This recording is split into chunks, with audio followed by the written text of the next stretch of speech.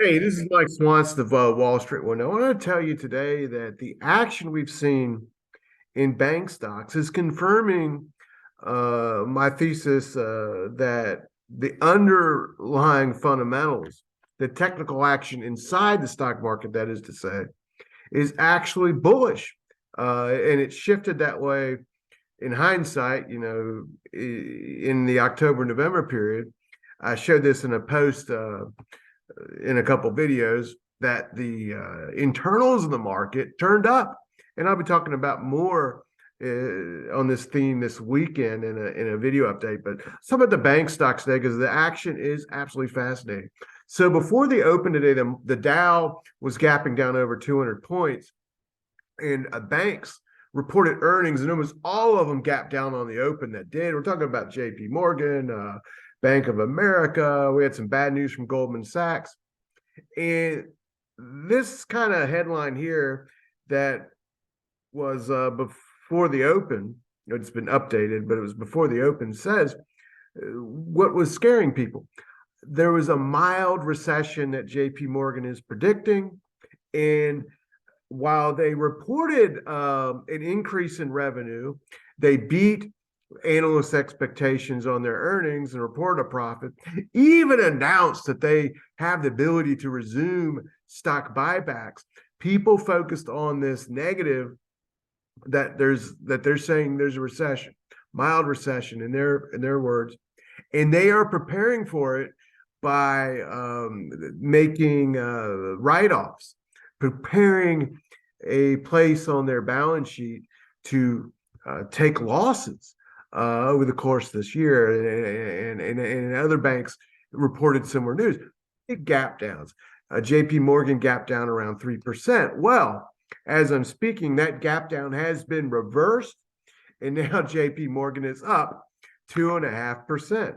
The XLF ETF, which holds most of the major global banks in the United States, same action. Big gap down, but now it's up 0.5%. This is the type of action you see when you're in a bullish rally situation. I think it's more than a simple rally like the multiple ones we saw last year that failed, but something that's really developing into something I think that's going to be a bullish trend for at least several months, most likely through the end of this year. I can't look beyond that, but I'm going to show you more specifically why I think we're now likely to see this last all year. My outlook has shifted. Look, I have said this, the stock market is not in investing. It's not about predicting the future. All the gurus do that. You've heard the Bitcoin people over the years say, oh, it's going to 1 million. And look what happened. Anyone who believed that crap is left holding the bag. No, that's not what this is about. This is about identifying the trends in the market, and when those trends change, shifting your viewpoint to match that change. And what happened? Well, in 2021, I warned over and over again that summer, look, internals of the market are fading and turning down. That's a big warning sign, even though at the time, the S&P and the Dow and the NASDAQ and the Dow were continuing up. Well, we saw what happened. 2022, the warnings showed why they were there. And the yield curve was inverting too. That was another warning. And the market got smashed. One of the worst bear markets we've seen. Really the worst bear market since 2008. Slow, grinding doom. Well, now the internals have shifted, and many stocks, most stocks, are now above the 200-day moving average. Oh, and the S&P, as of today, my chart's a little slow here, but it's right on the 200-day moving average at 39.81. We're at 39.89. We're just a few points above the 200-day moving average.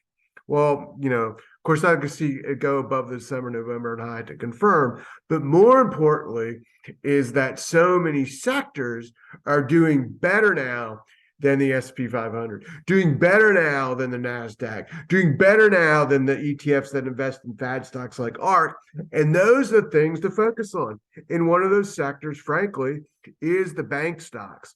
And I talked about REITs the other day. I talked about consumer stocks. And of course, emerging markets, European markets, gold, silver have been leading the markets higher since October. And I think gold and mining stocks are really going to be one of the biggest stories of 2021. Let me show you something really quick. I want to show you the software that I use to track the stock market, and I just want to show you what the sectors are doing today.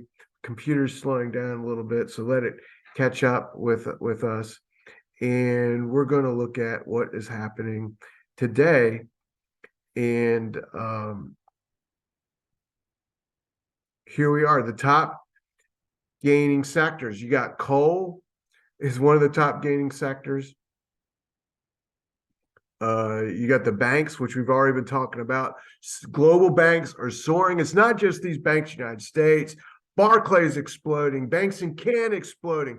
Look, if you go look at the Nikkei, the Japanese stock market, EWJ's ETF, it's exploding because of what's going on with their central bank, and the banks there are pushing that market up. Banks are coming alive because the other week we saw finally the last country with a zero interest rate, a negative yielding bond, that ended. And banks are coming alive as a result. Casino is one of the top gaining sectors today. If you've been watching my videos this week, you recognize that these top gaining sectors, that this is not something just happening today. They've been the top gaining sectors since October, some of these, most of these, in fact. Here's gold on the list, way above the 200-day moving average now. You're seeing aluminum come alive. This is not just a couple stocks driving the NASDAQ up. Those stocks are still lagging. This is a different market environment than what you saw in 220 and what you saw in 221. This is broad-based buying. This is a lot more exciting. You can buy now stocks of companies with stable earnings, paying good dividends, and that might sound boring to the Robinhood trader, but those kind of stocks will go up more this year, the way things look now, than these fad stocks that they're so enamored with will. That's what this market year is about. It's a rejection of the hype. It's a rejection of silly things like metaverse. You were told metaverse was the future in 2021 by some of these gurus, by Facebook. Facebook changed its name to Meta, and what did it do? It completely crashed because no one wants the stupid goggles, and even the people developing it get sick when they wear them. It didn't catch on. In fact, the sale of these headsets declined last year instead of going up. It was a failed business concept. Forget about these fantasy concepts. Think about companies with stable earnings. They might be places you go to and visit and use. Think about your grocery store. Think about places like that. Go look them up. See if they're trading above their 200-day moving average. See if they're paying a dividend. That's how you'll make money this year, with real life things that you use, places you go and do your business. See if the stocks are above the 200-day moving average. See if they're paying a dividend. And there might be a situation you might want to buy. Forget crypto. Think about real world stuff, because that's what the money is going to in this market. Look, if you want more, if you like this type of video, hit like. More updates like this, hit like. And then hit the subscribe button, hit the bell next to it, and YouTube will send you the next update as soon as it's up. And I'll be talking with you later.